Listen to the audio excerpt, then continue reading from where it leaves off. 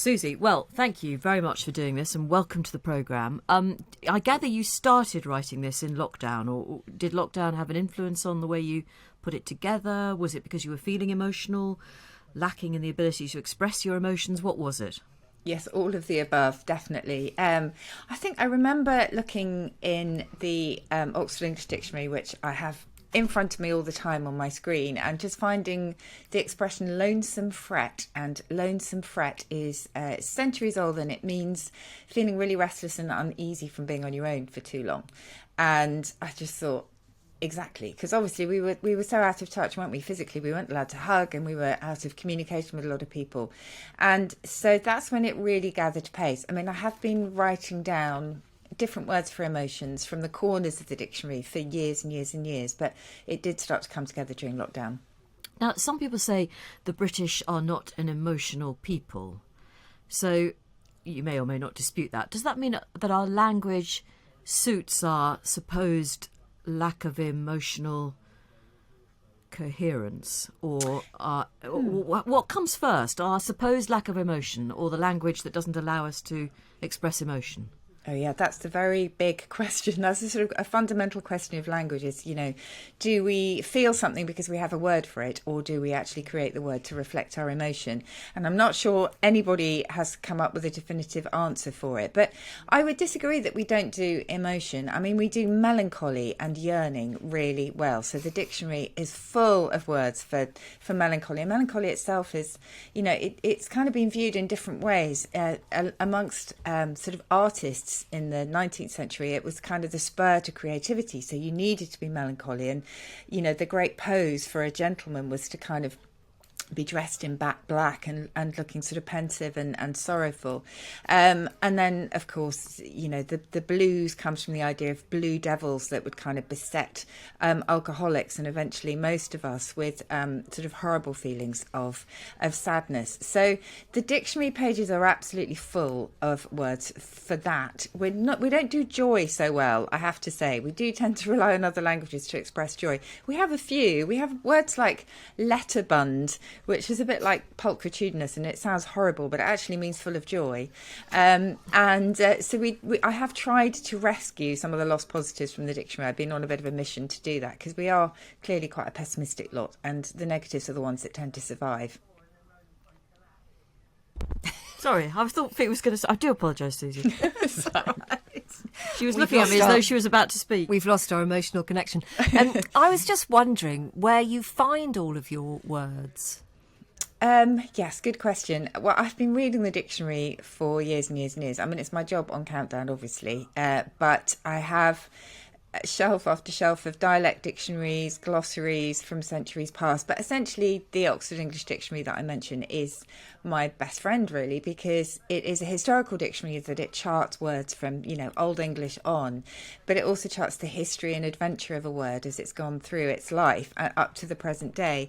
But there are so many words that they've just got one record in there. So basically what you'll find a word and a definition and then an example of its use.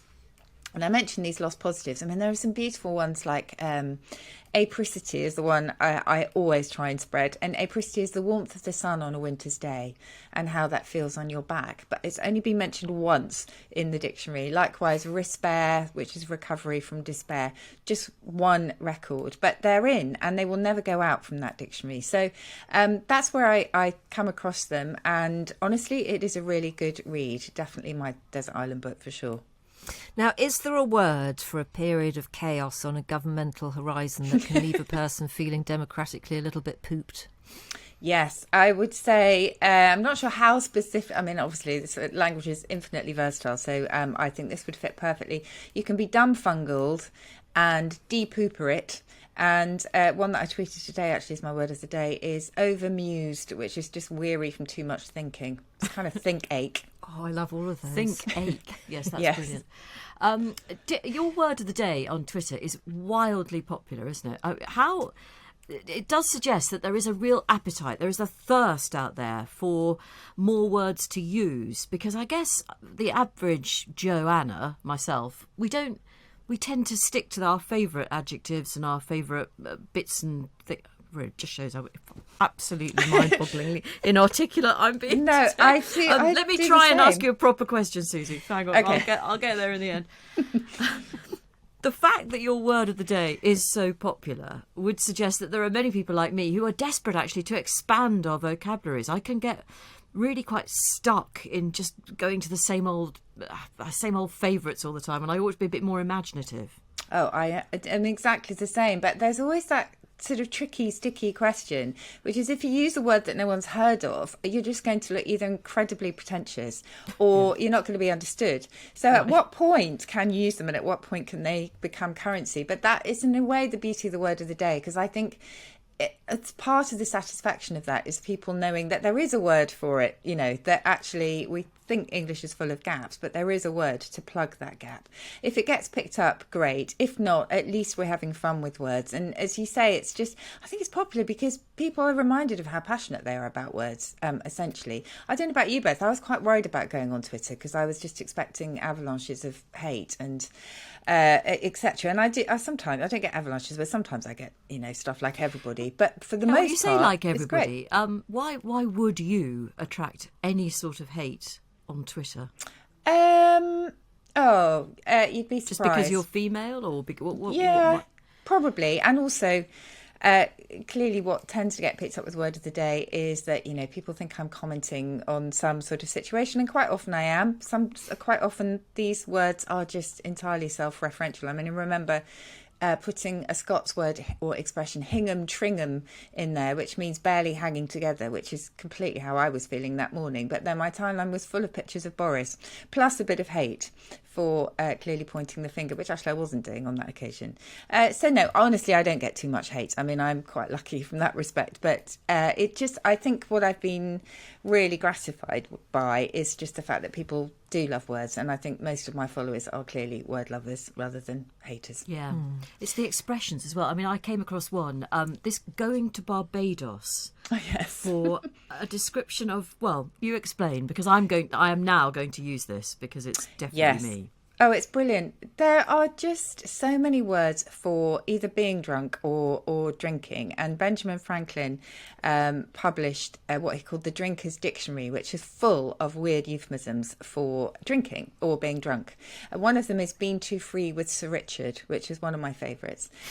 Been to Barbados, another one, because of rum, I think, and its associations there. But then there's also a euphemism for going to the loo, and I get the two mixed up, which is visiting the Spice Islands, which I think is also great. Might that possibly suggest a little bit of disruption in the old digestive system? I think it may do, after you've been to Barbados, quite possibly. Yeah. Yes. That's intriguing, isn't it? I described clowns yesterday in the office, Susie, as giving me the giggles, and nobody had the faintest idea what I meant. And then I realised that I didn't really either. Do you know where giggles comes from? What it does mean specifically? I always thought, do you want me to look it up? Because I've got the dictionary right here. I always thought they were kind of trinkets and sort of like little bits of trumpery finery, giggles. But you pronounce them giggles, which is even better. Is it giggles or you say giggles? Giggles. And I think what I was trying to say was that they make me feel really, really uncomfortable. Like the heebie-jeebies. Yes, exactly. I can't stand Clowns a make clown. you feel very uncomfortable. Yeah. And I know there's a proper term for hating clowns, isn't there? Coulrophobia. Yes, I'm thinking of gewgaw, which is a gaudy trifle, the trumpery finery thing. But maybe, how are you spelling it? Well, she doesn't know, Susie. I don't know. I love it though. Because I've only ever said it out loud. So I think I'm saying Geegaws. Giggles. Yeah. Okay. So, in the dictionary, it means showy without value, what also used to be called trumperiness, which I love. Yeah. But nothing, not your definition, but that's how language evolves. So if you're using it like that at home and people totally understand you, or with your friends, etc., that meaning might well go into the dictionary. Well, I mean, at some nobody point. did understand me, That but was the problem. we're quite new here, so they weren't very rude about it. I think I got the gist. It's like the abdabs, isn't it? Which always It come in is, the yeah. screaming variety. Yes, It is. I'm with One you. of your recent ones that I absolutely love was Rantum Scantum. What's Rantum Scantum? Oh, Rantum Scantum is just a kind of disorderly mess, really. Yeah, it's a brilliant one. And again, lots of words in the dictionary for utter chaos and confusion. I think it's probably because we're quite a gossipy nation at heart, or at least English speakers collectively like to gossip, and then when we gossip we tend to be a bit negative, don't you think? So I think that's maybe why we tend to focus on things like this. But Rantum Scantum is just gorgeous, and there are no rules in English. Famously, the I before E except after C rule just doesn't work at all. But the rule that we don't know we know is all about sound, and it's called, and I apologise for this, it's called the rule of ablaut reduplication. And it's with things like Rantum Scantum or kind of compounds like this, we know what to put where. We know which sound comes first and which sound comes second. So that's why we will never play pong ping or wear flop flips or eat a cat kit. And Do that again. Sorry, but we wouldn't ever eat a cat kit. We would know it would be a Kit Kat because we know what sound to put first. Somehow, It's like Jane and Fifi and Jane. Exactly. But we've been so immersed in this for centuries that whenever we come up with a new one, because just Scantum Rantum just wouldn't make sense, would it? In my head. It wouldn't be as But good. Rantum Scantum Yes, sounds yeah. better. No. Yeah. So Okay. I love that word. What adjective from your new dictionary, or indeed from any other, would you apply to the tenure of Anne Robinson on Countdown, Susie? Okay, I don't know, what would I? I mean, I was asked to come up with an adjective for every Countdown presenter at an interview recently. And the one I came up with, Anne, was consummate, because she is such she's got such a work ethic that she would be down in studio 10 minutes before everybody else, grilling the contestants, finding out their life stories so she could use it on the show. And you know, I think that was the one thing that really marked her tenure, was actually finding out more about the contestants and making them the sort of centre of the show. Yeah. So Someone committed to hard graft reminds me of myself, actually. I was Yes. I was thinking exactly that. That's Yeah. Jane Garvey all over. What adjective would you give yourself, Susie? oh gosh, I think I would say I'm prone to the mubble fubbles, and the mubble fubbles are just sort of fits of despondency, mixed in with a bit of anxiety and self-doubt. And then, because they're mubble fubbles, they don't sound too permanent, so then I kind of come out again and find those bits of joy. But the mubble fubbles, I think I live in them quite a lot. Okay, I'd just say you're brilliant. What would you say? Oh. I think she's brilliant too. Yeah. It's been really lovely to talk to you, Susie. And Thank you. May the Always a muggle pleasure. Mubble fubbles. may they lift. Yes. But I know exactly what you mean, if that's any comfort. Yes. Susie, thank you very much. They're lifting already. Thank you so much.